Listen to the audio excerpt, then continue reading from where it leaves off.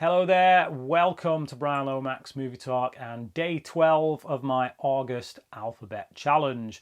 We're on the letter L today and you guys picked The Last of the Mohicans. This is the director's definitive edition that I picked up on Blu-ray.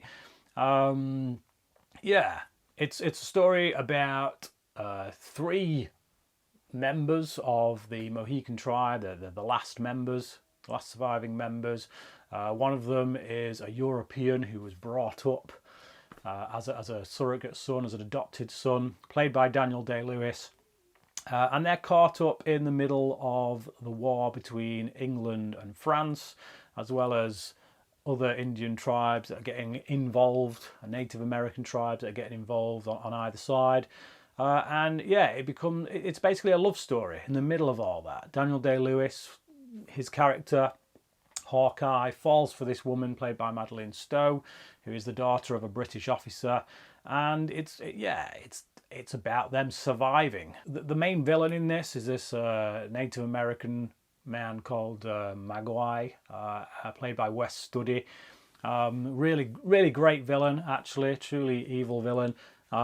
He's just hell bent on catching this woman played by Madeleine Stowe as well as her sister and killing them because her father, the officer, was responsible for the deaths of his own family. It's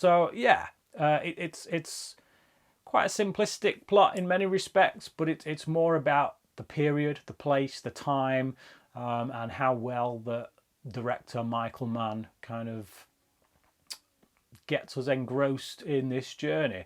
Now, obviously, this being Daniel Day-Lewis, got to talk about his performance.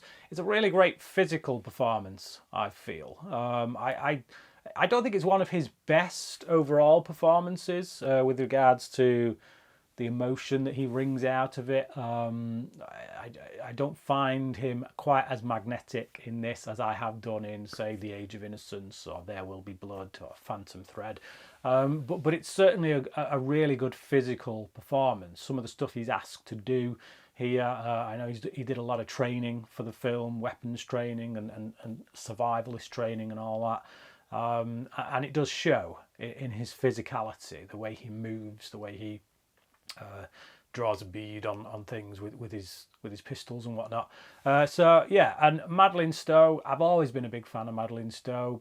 Back in the early 90s, she was someone who was quite a draw for me. I would go and sit out of my way to watch a film if it had Madeleine Stowe in it. I like her in this.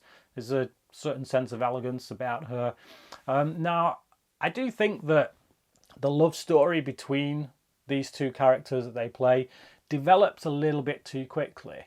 I think this film could have done with more running time. I think we could have had a bit more time, quite a bit more time actually, having the romance between them develop. They're introduced to each other and she instantly judges him and takes a dislike to him, and then he says one thing which literally, it's almost like the next time they have a scene together, they're almost looking at each other with love in their eyes. I'm like, wow, that was fast. That was really quick. I felt like that relationship could have done with a little bit more time to breathe in the opening section of the film. Beyond that, I really like this movie. I think it's very well paced. It's got one of the best scores that really just works well with the film, certainly towards the end. So the big climax of the film when the three Mohicans are literally on the trail of this whole band of other Native Americans. I can't remember what the name of their tribe was, so I keep calling them Native Americans. But so they're basically on their trail trying to get back Madeleine Stowe's character and her sister, and the music that Trevor Jones and I can't remember the name of the other guy that he worked with, but their score for this film, particularly in that scene, the build up to it as it gathers momentum, it's just really incredible work. And I do think this film wouldn't be anywhere near as good without that score. I think this is one of those cases when it's just the score really does set the tone. for the film. Yeah, so some really beautiful pieces of music in this.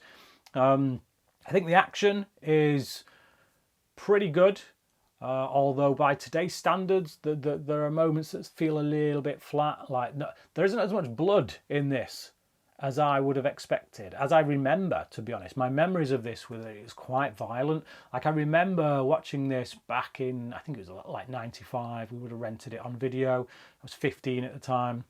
And I remember heads being skinned and stuff, scalps being skinned. I was just like, oh, that's grim.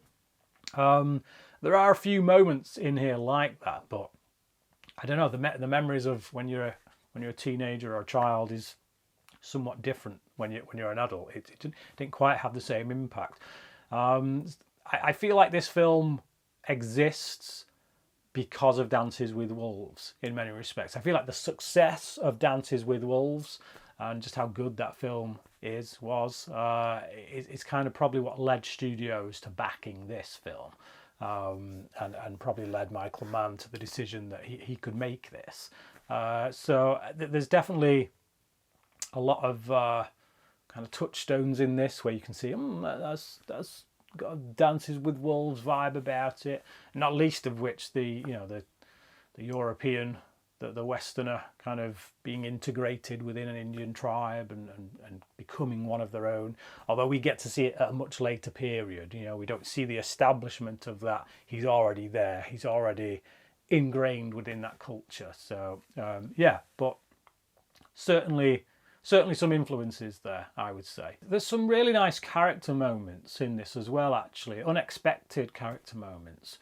So there's this character called Hayward, and he's basically, he wants to marry Madeleine Stowe's character, and she's kind of not having any of it, and he gets a bit jealous once Hawkeye comes into the picture. So he basically comes off as a bit of a douche. And you expect him to just be douchey throughout the whole film, but he has a moment of redemption. He gets, there's this certain thing that happens. I'm going to try and not spoil it, just in case you haven't seen it. But hey, it's more than 20 years old. He has a moment of redemption where he has this decision to make, which is a truly kind of selfless act. He's a heroic character who shows moments of cowardice rather than a coward who shows moments of heroism, which I think is the distinction that is made there. But I like stuff like that. I like little moments that surprise you with certain characters where you would expect them to go one way, but they end up going a different way. Now, as I said, I did watch the director's definitive edition for this. I didn't notice any differences, I'll be perfectly honest. It's been a while since I've seen this. I think the last time I saw this was about 5-6 years ago, before watching it again for this review. And yeah, as I say, I checked out the running times. See, I thought there was more in this. I thought there was like an extra 20 minutes. Turns out it's not the case. There's an extra 2 minutes of running time. If you look at the theatrical cut and then this cut, this has 2 minutes extra in length. But I honestly couldn't tell you what was added.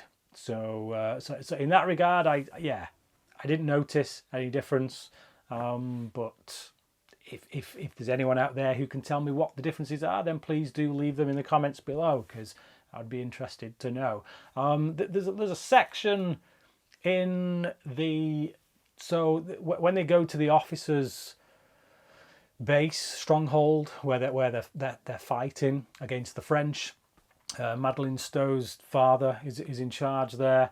I remember thinking that when I saw it way back when, that there could have been some more stuff there to help progress the story in a more natural way. Whereas watching it this time around, I didn't feel like that was the case. So whether there was some stuff there that I didn't realise but did actually help kind of flesh that out a bit, I don't know. But yeah, I would definitely be interested to know. Now, I love this film. I think it's really great. It's not flawless. It's certainly not Michael Mann's best, and I still don't think it it's up there with Dances with Wolves. But I do think it's a very solid period drama with a lot of really decent action and an amazing score and some really good performances. So I'm going to give it a 4 out of 5. But what about you? Have you seen The Last of the Mohicans? And if so, what did you think about it? And do you prefer this film or Dances with Wolves? Which one would you say is better? Now, do please check out the links below for the August Alphabet Challenge because I am trying to raise money for a very good cause. We're trying to build a refuge centre for women over in Zambia. So yeah, anything you could donate would be really appreciated. If you can't donate, then please share this video. That is something you can do at the touch of a button. Share this video so that it can get out there and we can hopefully raise the money we need. But yeah, thank you for watching this video. I will be back on Monday with the next letter, M. I believe another Daniel Day-Lewis film, My Left Foot. Yeah, so join me for that then. Thank you for watching this video, and until next time, cracking.